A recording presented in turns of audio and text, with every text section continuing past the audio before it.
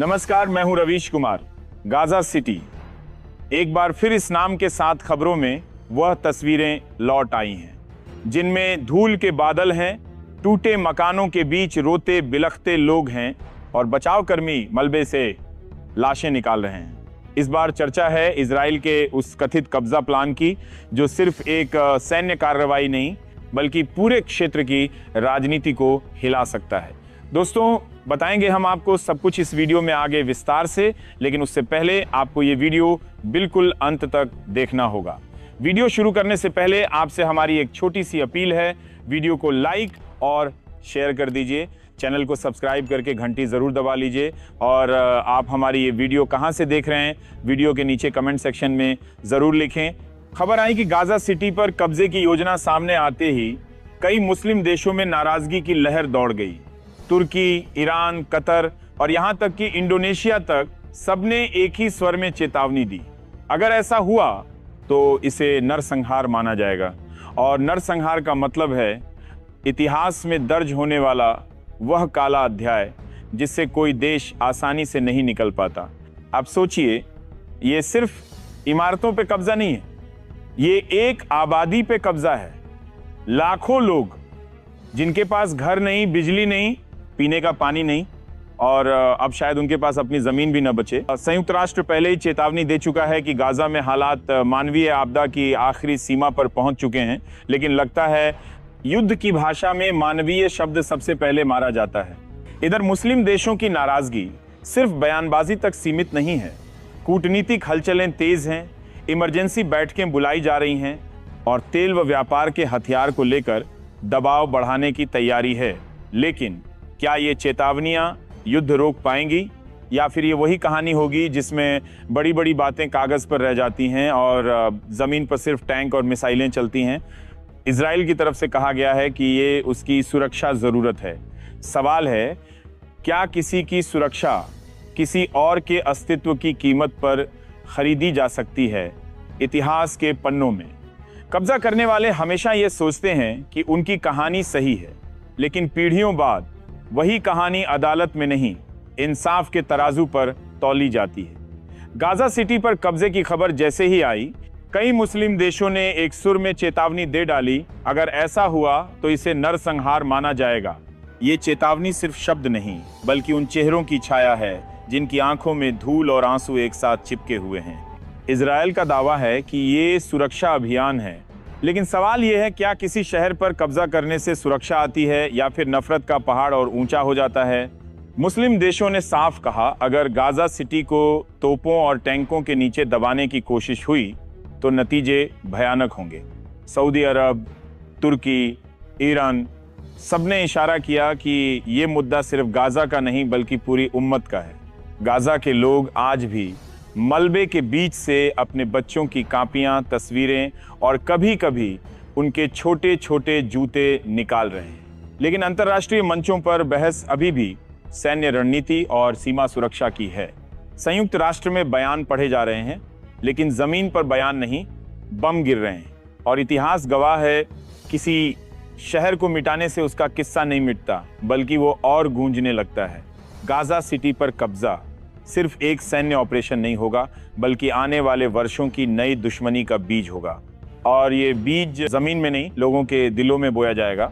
उधर दूसरी तरफ दुनिया की राजनीति में बयान और सौदे दोनों अक्सर एक दूसरे के विपरीत होते हैं, और गाजा के मसले पर मिस्र की भूमिका इसका ताजा उदाहरण है।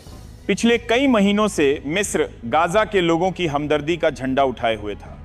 टीवी स्क्रीन पर बयान, प्रेस कॉन्फ्रेंस में चिंता और सीमाओं पर राहत सामग्री की तस्वीरें, सब कुछ मानो यही जताने के लिए कि काहिरा गाजा का सबसे बड़ा सहारा है।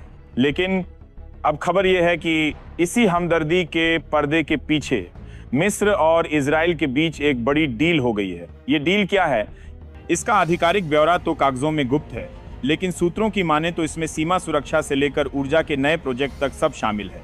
यानी एक तरफ कैमरों के सामने मिस्र के नेता इजराइल की नीतियों की आलोचना करते हैं, वहीं बंद दरवाजों के भीतर दोनों देशों के बीच कारोबार और सुरक्षा सहयोग का ग्राफ ऊपर चढ़ रहा है। गाजा के लोग आज भी बिजली, पानी और दवाइयों के लिए जूझ रहे हैं, लेकिन इन सौदों में उनकी प्राथमिकता कहां है, ये सवाल मिस्र से कोई पूछ नहीं रहा, क्योंकि जो सवाल सत्ता को असहज करें उन्हें अंतर्राष्ट्रीय मंचों पर अक्सर चुप्पी की चादर में लपेट दिया जाता है।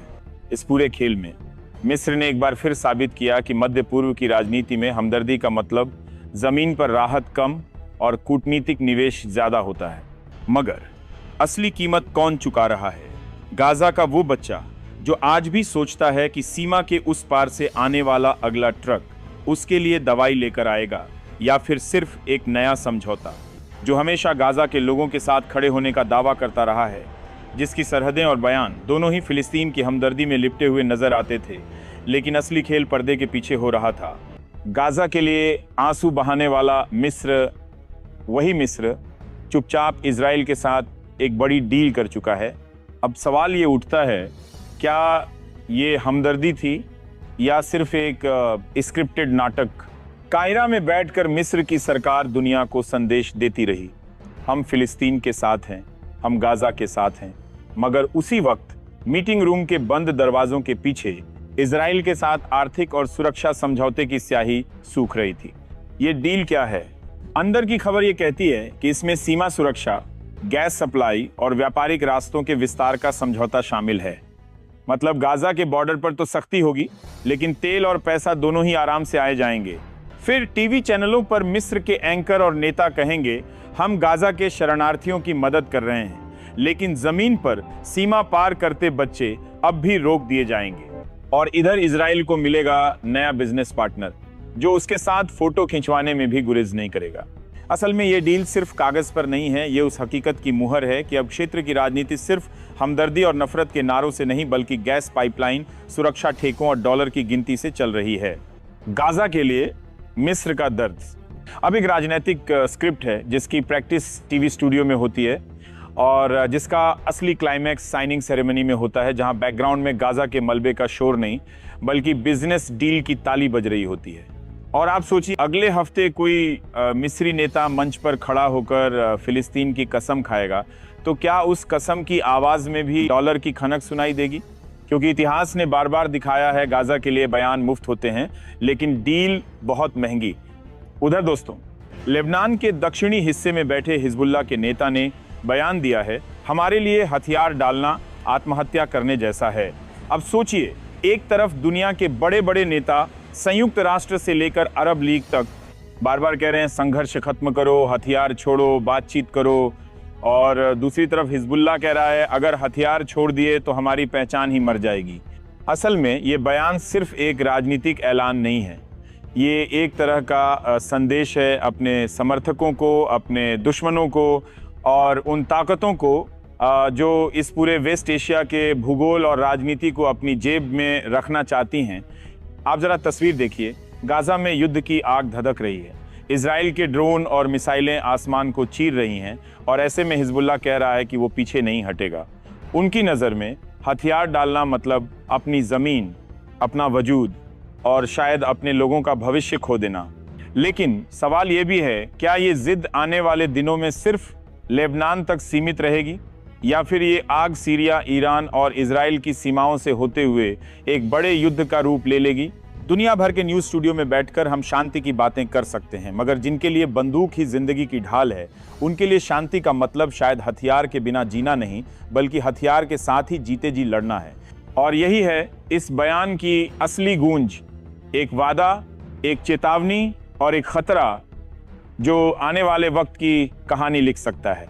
अब जरा सोचिए, ये बात सिर्फ एक संगठन की नहीं है, बल्कि एक मानसिकता, एक संघर्ष और उस पूरी राजनीति की है जो दशकों से इस इलाके में खून और बारूद से लिखी जा रही है। लेबनान की सीमाओं के उस पार गाजा में बम गिर रहे हैं, और यहाँ हिजबुल्लाह की ये घोषणा एक तरह से इजराइल और उसके समर्थकों के लिए चेतावनी है, हम जिंदा हैं और जिंदा रहना चाहते हैं, तो हथियार रखना हमारी मजबूरी है। लेकिन ये मजबूरी भी अजीब है, हथियार रखना ताकि जिंदा रह सकें और हथियार उठाना ताकि शायद जिंदा न रहें। यह है उस राजनीति का कड़वा सच जिसमें शांति का मतलब समझौता नहीं बल्कि समर्पण माना जाता है। दुनिया में बैठे बड़े बड़े नेता कहते हैं बातचीत से हल निकलेगा, मगर बातचीत किससे और किस कीमत पर? हिजबुल्लाह के लिए हथियार डालना मानो अपने ही गले में फांसी का फंदा डालने जैसा है। इस पूरे बयान के पीछे एक संदेश भी छुपा है। हम नहीं झुकेंगे, चाहे कीमत कुछ भी हो। लेकिन सवाल वही पुराना है, इस ना झुकने की कीमत कौन चुकाता है, नेता या आम लोग जिनके घर मलबे में बदल जाते हैं। युद्ध के इस गणित में हर पक्ष खुद को सही साबित करने में लगा है, मगर इतिहास बताता है हथियार जितना मजबूत होता है, इंसान उतना ही कमजोर होता जाता है। बाकी टीवी स्टूडियो में बैठे एंकरों के लिए ये सिर्फ एक हेडलाइन है, हिजबुल्लाह की धमकी, लेकिन जमीनी हकीकत में ये उस डर और अविश्वास की कहानी है जिसे सालों से कोई बदल नहीं पाया। बहरहाल दोस्तों, इन तमाम